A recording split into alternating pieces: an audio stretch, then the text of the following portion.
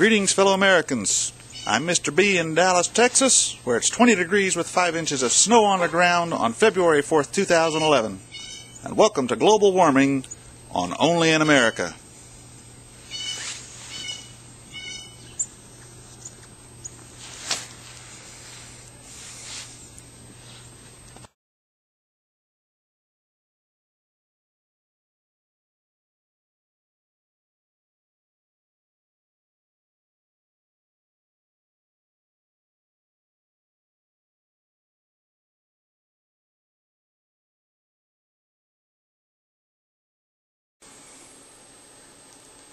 Greetings, fellow Americans, and welcome to Only in America, the 2011 Global Warming Report.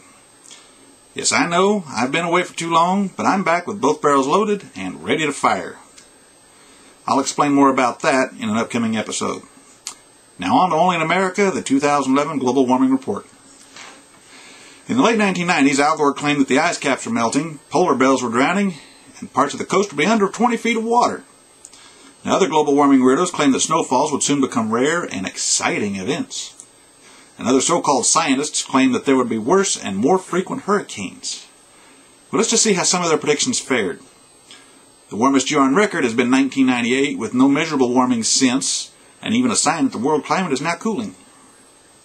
On February 4th this year, freezing temperatures paralyzed cross-border towns near El Paso, with temperatures dropping to between 0 and 10 degrees. Much of the Northeast has experienced record snowfalls and blizzards this year, with snowfalls measured in feet, not inches. And Chicago recorded the third largest blizzard in the city's history.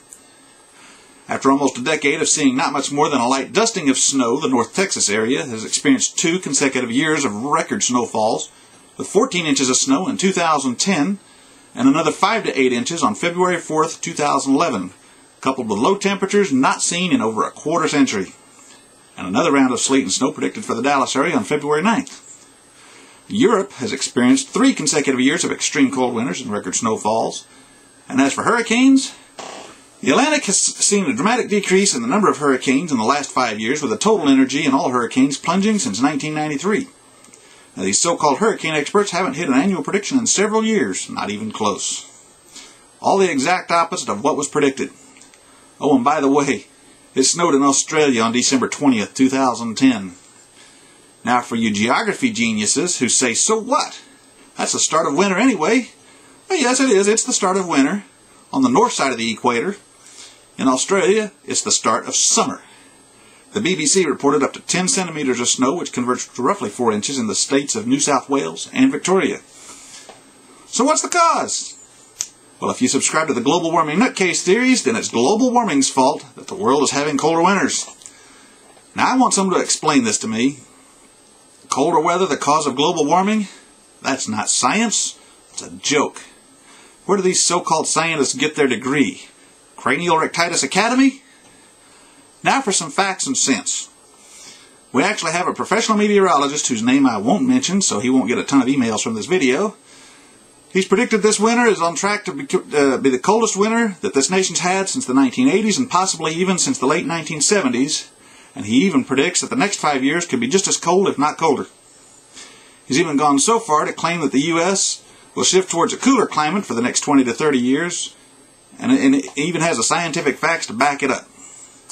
Now, for you science geeks like myself, here's an explanation for the colder climate, which only goes to prove that the world undergoes natural climate shifts. The Pacific is currently experiencing a much colder than usual La Niña phenomenon, which is not expected to decrease until 2012, which will result in continuing colder winters. Now, for you 2012 end of the world geeks, maybe there's something that has to do with that.